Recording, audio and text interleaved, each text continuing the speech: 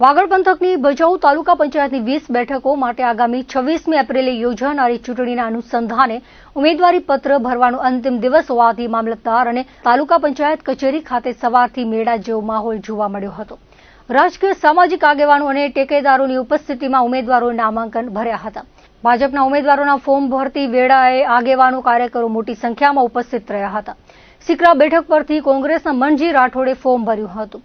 કોંગ્રેસના ઉમેદવારો સાથે ખીમાભાઈ ઢીલા, ભરત ઠક્કર, શિવરાજસિંહ જાડેજા, ગણેશા ઉદરિયા સહિતનાઓ ઉપસ્થિત રહ્યા હતા।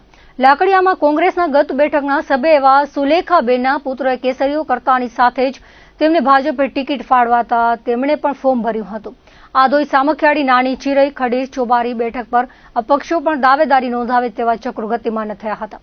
કેટલીક બેઠકો બિનહરીફ થાય તેવી ચર્ચાઓ પણ જોવા મળી હતી। અબડાસા તાલુકાના ભાજપના જિલ્લા અને તાલુકા પંચાયતના ઉમેદવારોના ફોર્મ ભરવા માટે આજે નલિયા ખાતે કાર્યકરો, સમર્થકો બહોળી સંખ્યામાં ઉપસ્થિત રહી ઉમેદવારોનો ઉત્સાહ વધાર્યો હતો। સવારે નલિયા લુહાણા મહાજનવાડી ખાતે અબડાસાના સહપ્રભારી અને માંડવી ગાંધીધામના માજી ધારાસભ્ય રમેશભાઈ મહેશ્વરી અને જિલ્લા ભાજપના પ્રતિનિધિ તરીકે ડેની શાહ ઉપસ્થિત રહ્યા હતા। રમેશભાઈ મહેશ્વરી આટલી મોટી સંખ્યામાં ઉપસ્થિત કાર્યકરોને બિરદાવી જિલ્લા ભાજપ અધ્યક્ષ દેવજીભાઈ વરચનને તમામ તાલુકા અને જિલ્લા પંચાયતમાં વિજયનો વિશ્વાસ આપી શકીશું તેવું જણાવ્યું હતું। તાલુકા ભાજપના પ્રમુખ જયદીપસિંહ જાડેજાએ સૌનો આભાર વ્યક્ત કર્યો હતો। મહામંત્રી ગોપાલભાઈ ગઢવી, વિનય રાવલ, યુવા ભાજપના પ્રમુખ હર્ષરાજસિંહ જાડેજા તથા વિવિધ મોરચાના પ્રમુખો સહિત મોટી સંખ્યામાં કાર્યકરો રેલી સ્વરૂપે ફોર્મ ભરવા મામલતદાર કચેરી, તાલુકા પંચાયત કચેરી અને પ્રાંત કચેરીએ શિસ્તબદ્ધ રીતે પહોંચ્યા હતા। અંતિમ દિવસના દશેરાને લઈ ફોર્મ ભરવાની પ્રક્રિયા 3 વાગ્યા સુધી ફોર્મ ભરવા પહોંચેલા ઉમેદવારો માટે મોડી સાંજ સુધી ચાલુ રહે તેવી શક્યતા રહેલી હોય અંતિમ યાદી મોડે સુધી બને તેવું સૂત્રોએ જણાવ્યું હતું। નલિયા જિલ્લા પંચાયત માટે અંતિમ મહાવીરસિંહ જાડેજાનું નામ ફાઇનલ થયું હતું। ભુજમાં પોલીસ તાલીમ ભવન ખાતે એ અને બી ડિવિઝન પોલીસ દ્વારા લોન મેળો યોજવામાં આવ્યો હતો।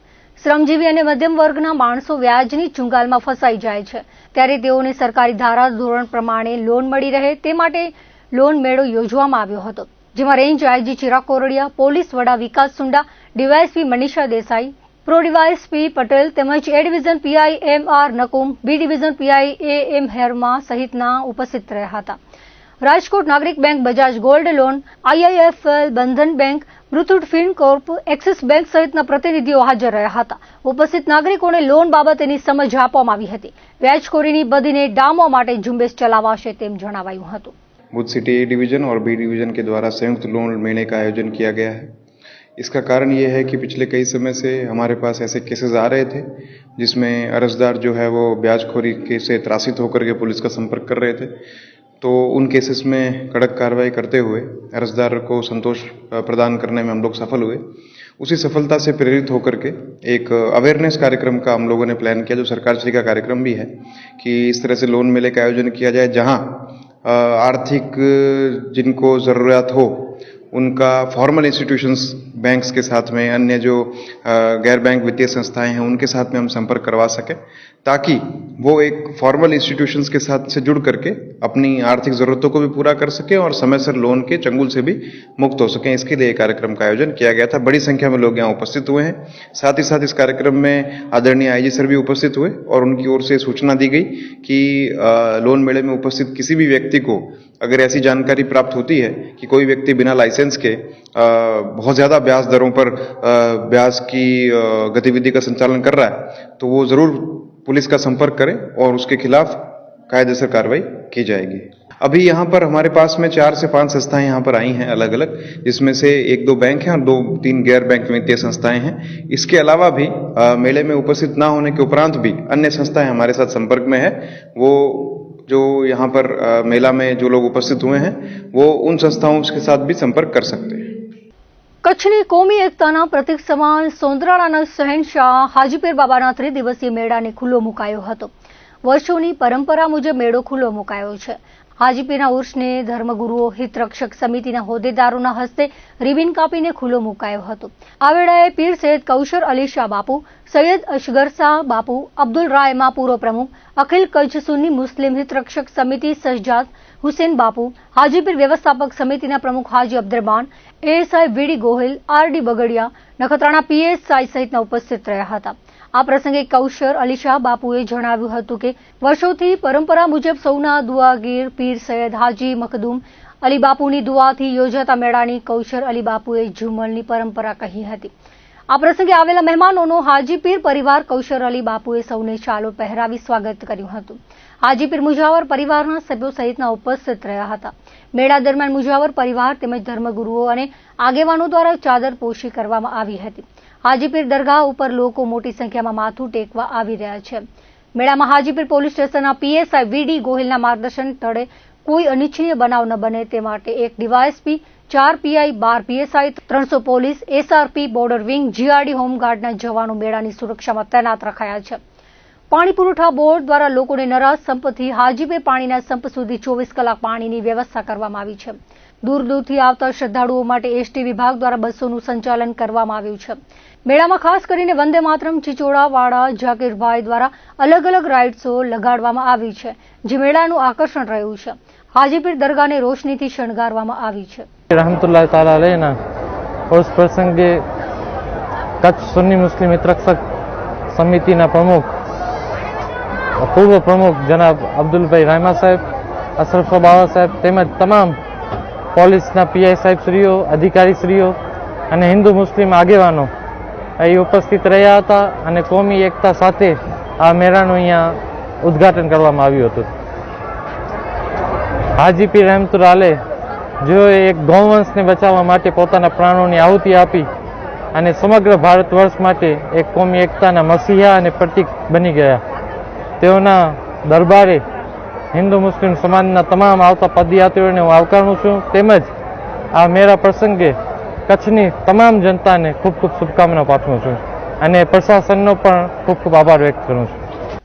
નખત્રાણા તાલુકાના દેવપર યક્ષ ગામથી અધોછની ગામ સુધી રોડ બનવા જઈ રહ્યો છે, જેમાં રાબડિયા કન્સ્ટ્રક્શન કંપની દ્વારા રોડના પુલિયા બનાવવાની કામગીરીમાં લાપરવાહી અને બેદરકારી જોવા મળી છે.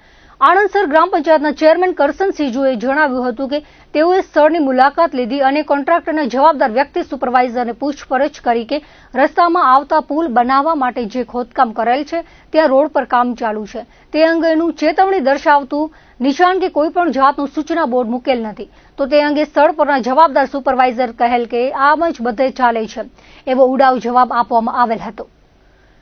ભુજના વોર્ડ નંબર 8માં આવતા ગણેશનગર વિસ્તારમાં પાયાની સુવિધાના અભાવથી સ્થાનિકોને પારાવાર મુશ્કેલીઓનો સામનો કરવો પડી રહ્યો છે.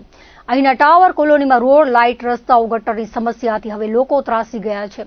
આ સમસ્યાઓ મુદ્દે વારંવાર રજૂઆતો કરવા છતાં પણ કોઈ નિરાકરણ આવતું નથી. સ્થાનિકોએ જણાવ્યું હતું કે ચૂંટણી વખતે કાઉન્સિલરો માત્ર વોટ માંગવા જ આવે છે. ચૂંટણી પત્યા પછી પૂછા પણ કરતા નથી અને કામ પણ કરતા નથી. હવે આગામી યોજાનાર ચૂંટણીમાં એવા કાઉન્સિલરોને મત આપશું કે જે અમારા વિસ્તારમાં કામ કરે. જો અમારા વિસ્તારમાં સુવિધાઓ આપવામાં નહીં આવે તો અમે એક પણ મત આપીશું નહીં તેવો રોષ વ્યક્ત કરતા જણાવ્યું હતું. વધુમાં કહ્યું હતું કે અમે છેલ્લા 15 વર્ષથી આ વિસ્તારમાં રહીએ છીએ. હજુ સુધી અમારા મકાનો કાયદેસર થયા નથી. અહીં પીવાનું પાણી અઠવાડિયે મળે તો છે, પરંતુ તેના નિકાલ માટેની વ્યવસ્થા નથી. અહીં ડ્રેનેજ લાઈનો નથી, રોડ નથી, રોડ લાઇટ પણ નથી, જેના કારણે ભારે હાલાકી ભોગવવી પડે છે. અમારા વિસ્તારમાં સફાઈ પણ નિયત સમયે કરવામાં આવતી નથી. ગટરના પાણી રોડ પર વહેતા હોવાથી પાડોશીઓમાં ક્યારેક રકઝકના બનાવો પણ બનતા હોય છે. ગટર સમસ્યાના કારણે મચ્છરજન્ય રોગો ફેલાવાનો ભય પણ સ્થાનિકોને સતાવી રહ્યો છે. ત્યારે આવી ગંભીર સમસ્યાનો કાયમી ઉકેલ લાવવામાં આવે તેવી માંગણી સ્થાનિકોએ કરી છે. અહીંયાના તો ઘણા બધા પ્રશ્નો છે ભાઈ, એક પણ પ્રશ્ન સોલ્વ નથી થયો. કાઉન્સિલર આવે છે, મોઢું બતાડીને હાલ્યા જાય, વોટિંગ ટાઈમે આવે ને પછી અમે એને જોતા નથી. અહીંયા નથી અમારે અહીંયા ગટરની સુવિધા નથી, કોઈ કચરા વાળો આવતો નથી, રોડ લાઇટું 8-10 દિવસે પાણી આવે છે અને બહુ ગંદવાડ પણ થાય છે અને કાંઈ સુવિધા જેવું છે જ નથી. રોડ લાઇટ નથી અને રોડ પણ નથી. અમારે અહીંયા કને બધી સમસ્યાઓ છે. આગળ પણ બેને વાત કરી તો હવે અમારે એવી માંગ છે કે કોઈ પણ કાઉન્સિલરને તમે જો જજ કરો અથવા તમે એને મત આપો તો એ રીતે મત આપજો કે અમારા બધા જે પ્રશ્ન આગળ બેન બોલી ગયા એ પ્રશ્નના ઉકેલ લાવી શકે તો એવાને તમે મત આપજો અને લઈ આવજો. કેમ કે અમારા જો પ્રશ્નના હલ ન થતા હોય એ કાઉન્સિલર આવે અને પાછા પોતે હાલ્યા જાય વોટ માંગીને અને પછી નોંધ લેવા ના આવે તો એવા કાઉન્સિલરની અમારે શું જરૂર હોય. તો સારા એવા કાઉન્સિલરને લેજો કે હવે અમારા પ્રશ્નના ઉકેલ કરે. આજે 13 14 વર્ષથી અમે આ જોઈએ છીએ સમસ્યા કે અમે કેવી સમસ્યામાં અમે જીવીએ છીએ. તો હવે એવા કાઉન્સિલરને લઈ આવજો કે જે અમારા કામ સોल्व करे. बहुत समस्या यहाँ पर, सबसे मेन समस्या तो गटर की है. ड्रेनेज लाइन नहीं है, ड्रेनेज लाइन नहीं है, डेंगू मलेरिया सब होता है. हम लोग कितनी दिक्कत में रह रहे हैं. काउंसलर को कितनी बार अर्जी दे चुके हैं, कितनी बार हम लोग अर्जी दे के आए, कोई सुनवाई नहीं हुई आज तक. ना गटर है, ना रोड है. पानी तो आ रहा है, अभी पानी तो ठीक ठाक ही आ रहा है, बाकी गटर और रोड की तो बहुत मेन समस्या है. હું આજ 15 વર્ષથી અહીંયા રહું છું અને ગટર પાણી છે, ગટર નથી અને મકાન કાયદેસર નથી. પબ્લિકનું જીવન ઉચક છે, એના કાયદેસર કરવા વિનંતી છે સરકારને. સમસ્યા અમારી સમસ્યા એ છે, ગટર નથી, ગટર ને રોડ બે સમસ્યા જ્યાદામાં જ્યાદા છે. અહીંયા મચ્છર થશે, બીમારી જાગે, એનામાં એ સરકારને વિનંતી છે.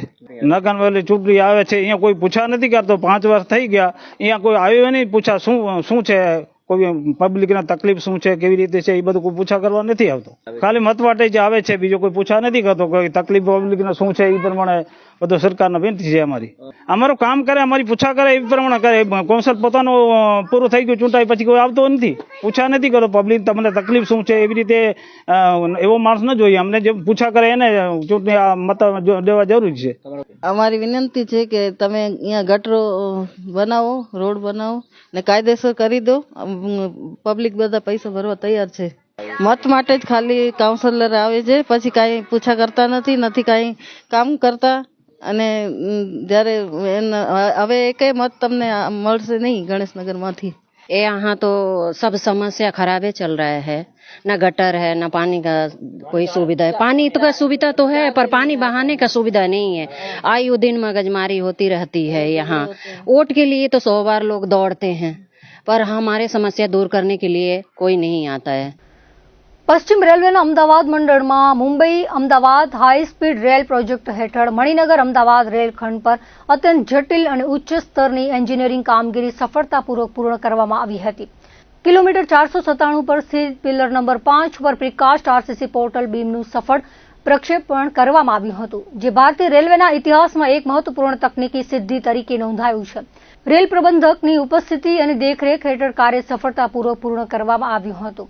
ઉલ્લેખિત પોર્ટલ બીમ અત્યંત વિશાળ અને ભારે સંરચના ધરાવે છે. આ ક્રેન ઉચ્ચ સ્તરની સુપર લિફ્ટ ટેકનોલોજીથી સજ્જ છે, જે ભારે અને વિશાળ સંરચનાઓને સુરક્ષિત અને નિયંત્રિત રીતે સ્થાપિત કરવામાં સક્ષમ છે. ક્રેનના વિવિધ ભાગોને અંદાજે 110 ટ્રેલરો દ્વારા સાઇટ સુધી પહોંચાડવામાં આવ્યા, જ્યાં નિષ્ણાત એન્જિનિયરોની દેખરેખ હેઠળ ચોકસાઈપૂર્વક અને તબક્કાવાર રીતે એસેમ્બલી કાર્ય પૂર્ણ કરવામાં આવ્યું હતું. આ પ્રક્રિયા પોતે જ અત્યંત જટિલ અને ટેકનિકલી પડકારજનક હતી.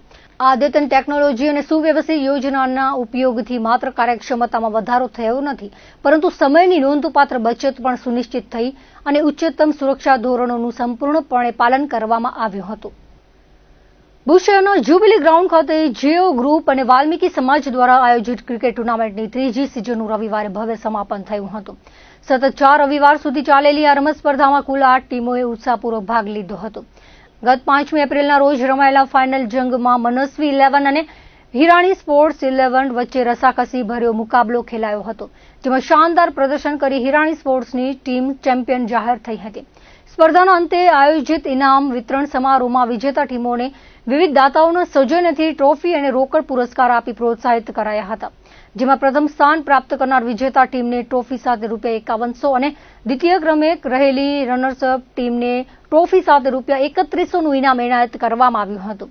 આ પ્રસંગે કચ્છના સાંસદ, ભુજના ધારાસભ્ય, શહેર ભાજપ પ્રમુખ સહિતના અગ્રણીઓ અને દાતાઓએ પોતાના સૌજન્ય સાથે ખેલાડીઓનો ઉત્સાહ વધાર્યો હતો.